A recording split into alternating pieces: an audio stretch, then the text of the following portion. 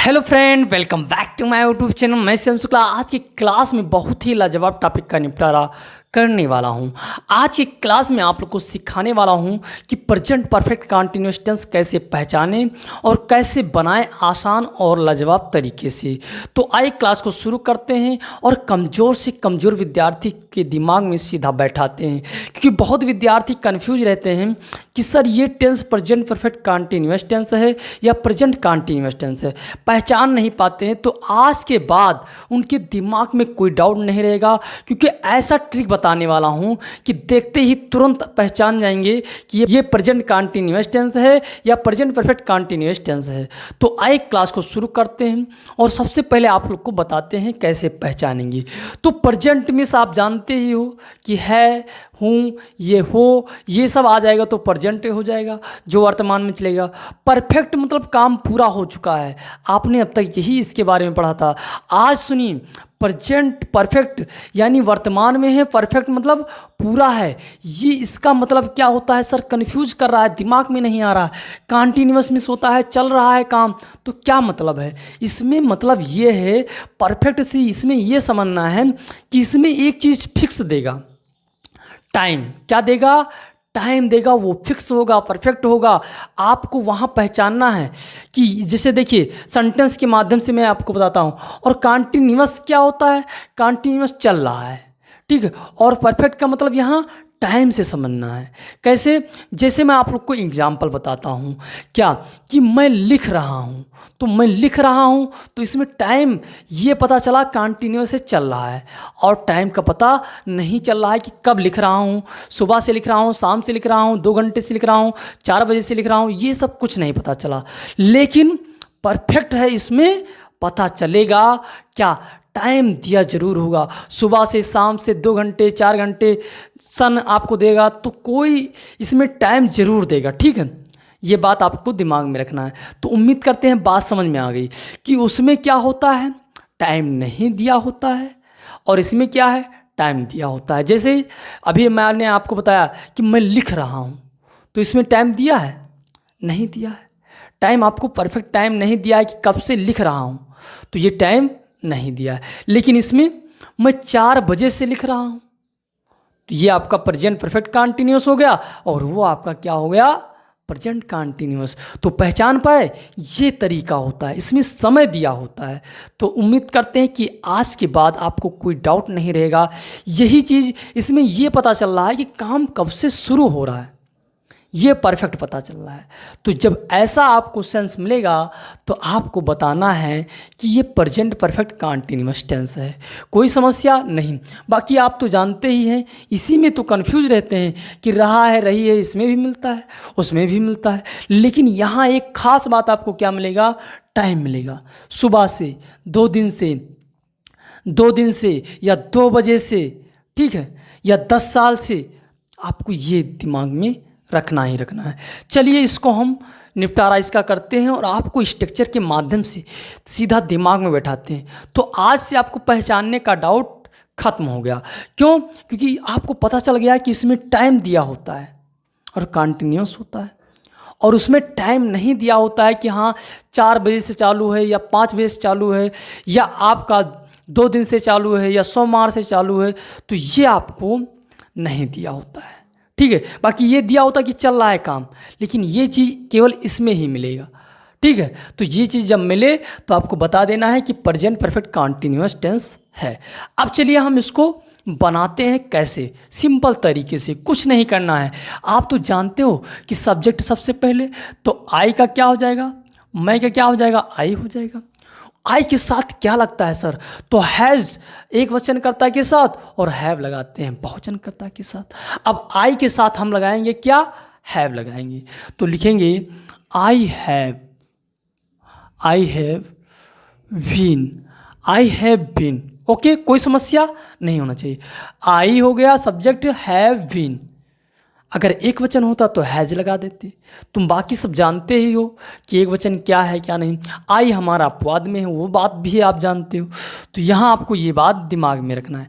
उसके बाद main verb, इंतज़ार कर रहा हूँ, वेटिंग लिख दो, बहुत ही सिंपल है, वेटिंग। फिर किसका, ऑब्जेक्ट लिख दो, ऑब्जेक्ट आपका यानी यू, ठीक, यू हो गया। फिर कब से? सुबह से, टाइम आपको दे रखा है, तो सुबह क्या है? निश्चित। अब मैं आपको बता दूं निश्चित और अनिश्चित क्या होता है।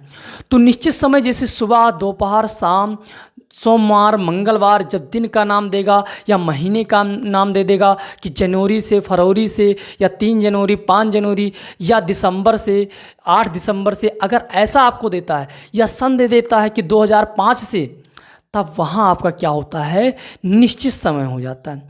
या आपको दे दे कि 2 बजे से, तो जब बजे आपको मिल जाएगा तो ये निश्चित हो जाएगा। इसके लिए सर क्या लगाएंगे? तो इसके लिए सिंस का प्रयोग करना है। किसका? सिंस। और अनिश्चित के लिए फार का प्रयोग करना है।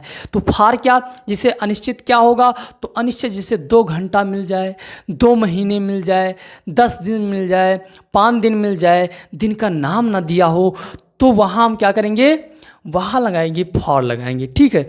जैसे 2 घंटा मिल जाए, 2 बजे मिल गया तो आपको क्या लगाना है? सिंस। लेकिन 2 घंटा मिल जाए तब आपको क्या लगाना है? बताइए जल्दी से। फार लगाएंगे, क्योंकि यहाँ अनिश्चित है। 2 घंटा शाम को किया है या सुबह किया है, कोई मतलब ही नहीं। तो दिमाग में ये बात आपको रखना है कि फार कब लगाएंगे, सिंस कब लगाएंगे, ठीक, आसानी से बन जाएगा।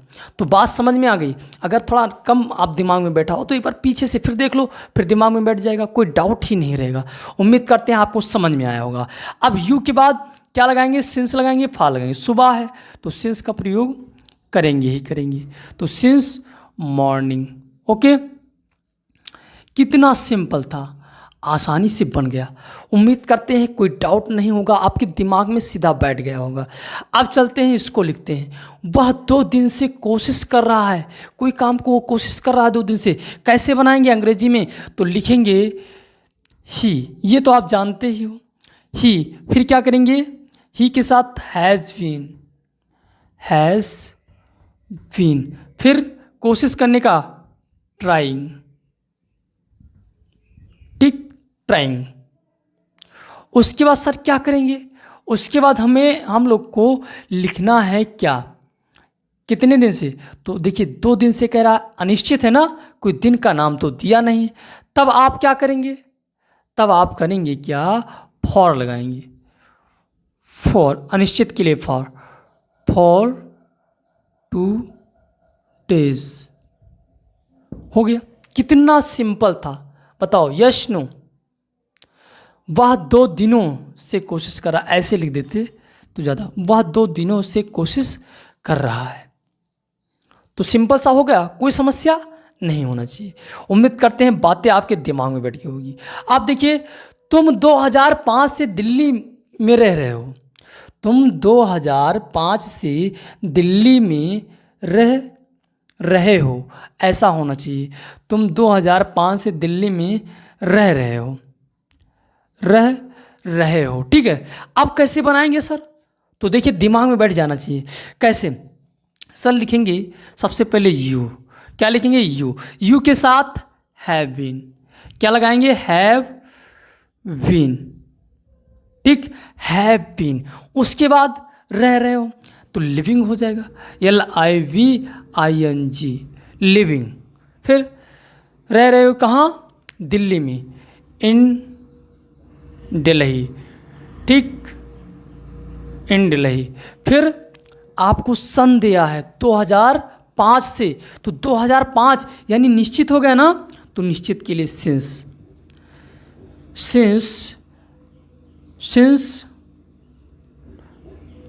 2005 हो गया।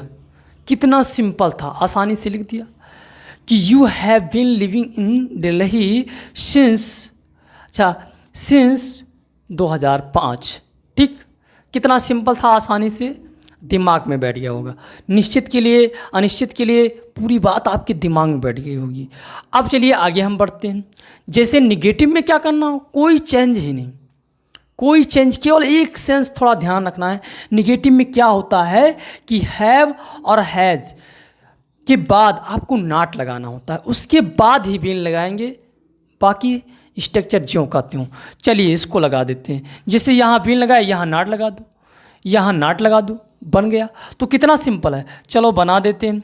आपका बेटा 2 दिन से स्कूल नहीं आ रहा है। तो जब ऐसा आएगा तो हमको बनाना है योर सन। फिर ठीक है, एक वचन है तो क्या लगाएंगे, हैज लगाएंगे।